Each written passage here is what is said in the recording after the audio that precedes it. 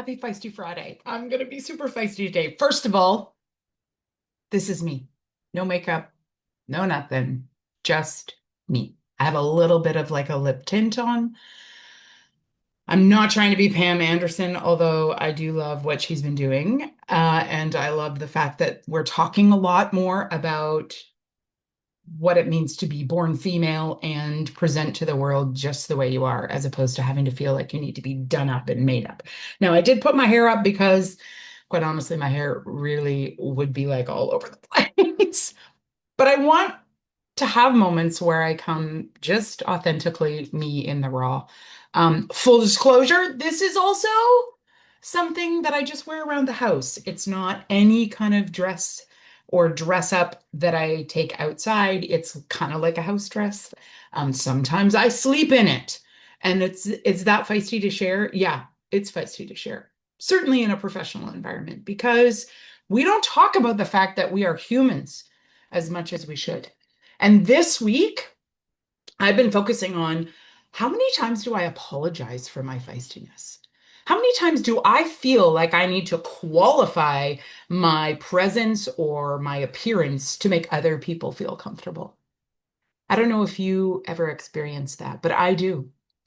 And maybe part of it is because I'm female born. And I think I was raised with the expectation that I had to look a certain way and I had to act a certain way in order to be seen as credible. But I think it's beyond that. Gender is not polarized, it is not a binary, it is actually a spectrum. And I am aware as I recognize that and I see the beauty in others in the way they want to express themselves. I realize that I have really kind of embodied a space that I was told I had to. And in my leadership journey, it also meant that I would apologize for things when I didn't need to. I certainly did this a lot more in my younger years, my early professional years. I worked a lot in not-for-profit environments in the early years, and a lot of not-for-profits have a very strong culture of community and transparency. And I use air quotes because I'm not so sure that it was very transparent. I think a lot of it was actually productive. And by that, I mean producing yourself so that you could appear transparent, but actually you weren't being authentically you. I know that was my experience. And that means that I was often asking for permission to lead. Sometimes I would wait. I know it's hard to imagine. It's hard to imagine that the feisty PM would have ever waited to be invited into leadership, but I did. I think there were a lot of things at play there. There was the sort of belief that I was an imposter on some level. And at the same time, I think I was trying to navigate and strategize some of the hierarchy in the places that I worked. But I did end up a lot of times almost apologizing for my presence. And that's just something none of us should ever need to do.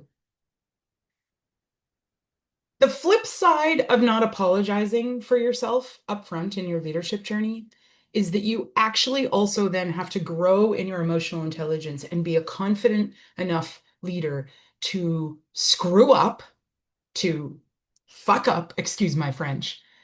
And in the midst of doing that, to recognize it, to be willing to be called out on it, and to apologize for it. And if you can earnestly do that, then you shouldn't be forgiving or asking for forgiveness for your presence, for your point of view, for your bias, because we need to lead without apology. And if we're always concerned about pushback or feedback that's going to be negative or conflict that we might incite, if we're always so nervous about that, you know what happens? It happened to me and it's happening to you right now. You aren't being your full, honest self. You're not sharing what you really see, what you really believe about the situation. And the problem with that is that you create a version of yourself that is more likable and that is more easy to work with, when in fact, probably, and I would say most often, the team, the meeting, the environment needs to hear what you see, truly what you see, because your bias, my bias, we we have the opportunity to offer it as a different perspective. It's not because it's right. And this is the problem I think I have. And I'm continuing to think about this. We're too worried about being right or wrong. And honestly, let it go. Right and wrong is subjective. It just is. And if you think it isn't, you're going to struggle, my friend. You're going to struggle as a professional because every single environment you're in is going to want to tell you that there's a right way and a wrong way to do it. And I would argue whatever way we choose can be the right way and can be the wrong way. We have to hold them both in suspension. So when we diminish ourselves by saying, sorry, I don't mean to interrupt, but I really just wondered maybe this is what I see, that isn't a bold kind of proclamation of what our perspective can bring to the moment. It's it's an apologetic kind of sliding into first plate, excuse me, to use a baseball analogy. It's kind of it diminishes you and you aren't being diminished by others. It's you choosing to diminish yourself before you even know. And I think this is the fear of conflict, the fear of being seen as too direct or too feisty makes us hesitant to actually behave in a way that's a little bit more honest and authentic. Now, professional behavior also needs to be checked. And this is where I would say, for me, when I am actively being feisty and it is inciting tension or even conflict, what I need to be aware of and what I am learning every day how to do better is to take responsibility for my actions and how that my actions may make people feel. My intention most often is not to make people feel negatively. It is to bring or to highlight something that is unique, a unique vantage point that I have. But I can hurt people when I do it. And here's the thing, if you are a leader right now who cannot be told by anyone that you have hurt them without you defending it and saying, well, that's not what I meant. You misread that. You, in that moment, you are the one that's immature. You are the one who's behaving badly.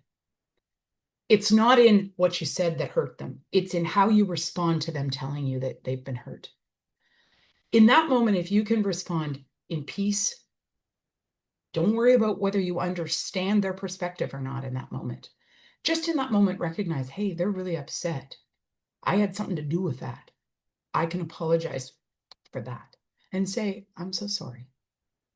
And then stop and let that hang so that you're apologizing for a genuine experience where someone is feeling the push from you, but you're not apologizing for what you pushed at. That moment may yet come. You know, in my experience, when you can just honor someone's emotions in the moment, apologize in the moment, say nothing else, defend nothing, and allow that to kind of hang in that moment, there comes a time where then they will lean back toward you and say, you know, thank you for saying that. I do really want to understand your perspective. Can we talk about it in a different way? That will 9 times out of 10 happen.